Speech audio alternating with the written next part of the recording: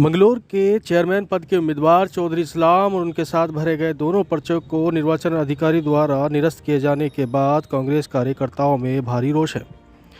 मंगलौर में प्रेस वार्ता करते हुए काजी निजामुद्दीन ने कहा कि इस दिन को काले दिन के रूप में देखा जाएगा जब एक ही प्रत्याशी के तीनों पर्चे कैंसिल कर दिए गए हों, जबकि पिछले सभी चुनाव में इस मामले में कोई भी आपत्ति नहीं लगाई गई थी, जबकि ऐसा सिर्फ इस बार किया गया है। जबकि निर्वाचन अधिकारियों के फ़ोन में डिटेल निकलवानी भी ज़रूरी है ताकि पता चल सके कि इस बीच किस राजनीतिक दलों के नेताओं के फ़ोन उन पर आए हों जिनके इशारे पर इतनी बड़ी साजिश को अंजाम दिया गया हो। विधायक काजी निजामुद्दीन ने साफ तौर पर कहा है कि भारतीय जनता पार्टी की यह एक सोची समझी साजिश है जिसके तहत जिताऊ कांग्रेस प्रत्याशी का पर्चा निरस्त किया गया है। उन्होंने कहा कि यह सिर्फ लोकतंत्र की हत्या की गई है जिसे कांग्रेस किसी भी रूप में बर्दाश्त नहीं करेगा।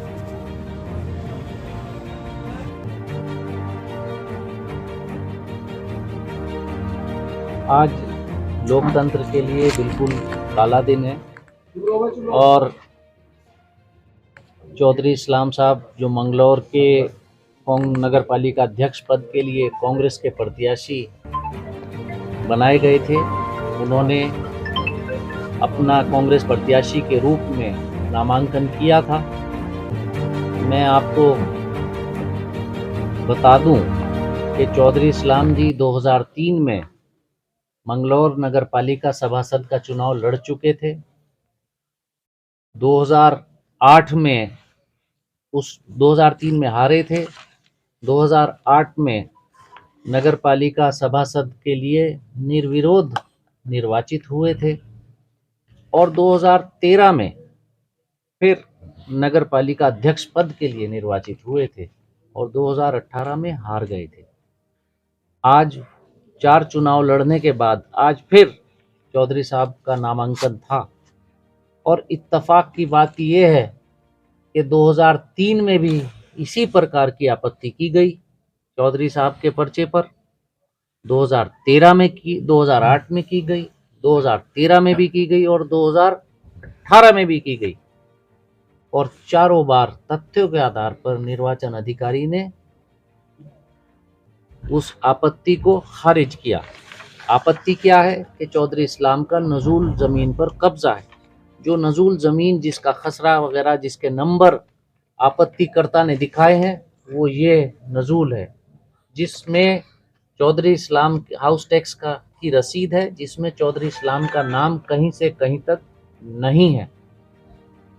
जिस हाउस टैक्स की रसीद में चौधरी साहब का नाम है वो ये है। इस प्रॉपर्टी पर कोई आपत्ति किसी प्रकार की नहीं है। अब राहुल जी सही कहते हैं कि लोकतंत्र खतरे में है। भारतीय जनता पार्टी की सरकार ने दबाव बनाकर, आज यहाँ के नेताओं ने दबाव बनाकर,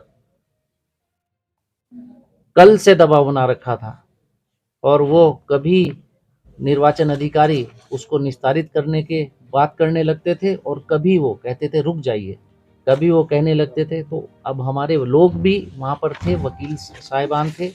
मैं क्योंकि प्रस्तावक था, इस पर्चे का प्रस्तावक के रूप में मैंने भी अपनी बात उनके सामने रखी कि मैं प्रस्तावक हूँ। मैं प्रस्तावक के रूप में मैंने अपनी बात रखी कि अब पिछले 4 बार चौधरी साहब के पर्चे पर आपत्ति हुई है लेकिन चारों बार खारिज हो गया। तथ्य हम आपके सामने रख रहे हैं, तथ्य हमने रखे, लेकिन निर्वाचन अधिकारी ने एक ना सुनी और आज लोकतंत्र का गला घोंटा गया और जो एक तरफा जीत के प्रत्याशी मंगलौर नगर पालिका अध्यक्ष पद के लिए जो सबसे पॉपुलर प्रत्याशी थे उनका नामांकन रद्द कर दिया।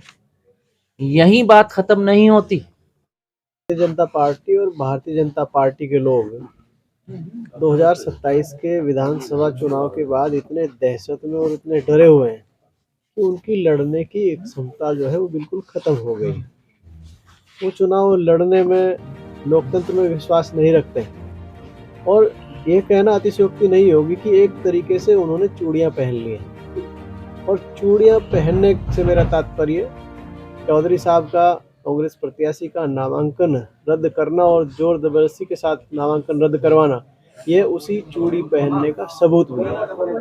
अगर उनमें लड़ने का मादा होता तो लड़ते चुनाव, मैदान में आते, अगर मादा होता तो जीत के दिखाते, लेकिन लड़ने की क्षमता बिल्कुल नहीं है। चूड़ियां मंगलौर में उन्होंने पहन ली।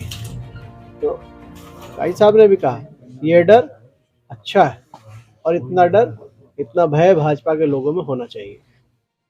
जो डमी प्रत्याशी दो और नामांकन जिनका करवाया गया था, उन दोनों डमी प्रत्याशियों का भी नामांकन रद्द कर दिया गया। अंदाजा कीजिए कि 3 प्रत्याशियों का नामांकन रद्द किया।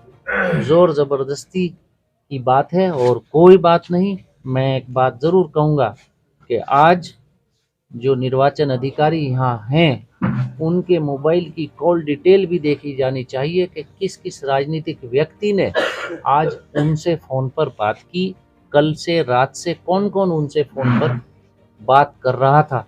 तो वो एक यहाँ मंगलौर में लोकतंत्र का गला घोटा गया है। लेकिन ठीक है, आप कोई भी कार्रवाई करें, हम लोग लोकतंत्र की रक्षा के लिए लड़े हैं और फिर लड़ते रहेंगे। लेकिन जिन लोगों ने ये किया है, आज उन लोगों को अपने कामयाबी महसूस हो रही होगी कि सत्ता का दुरुपयोग करके ये काम उन्होंने किया।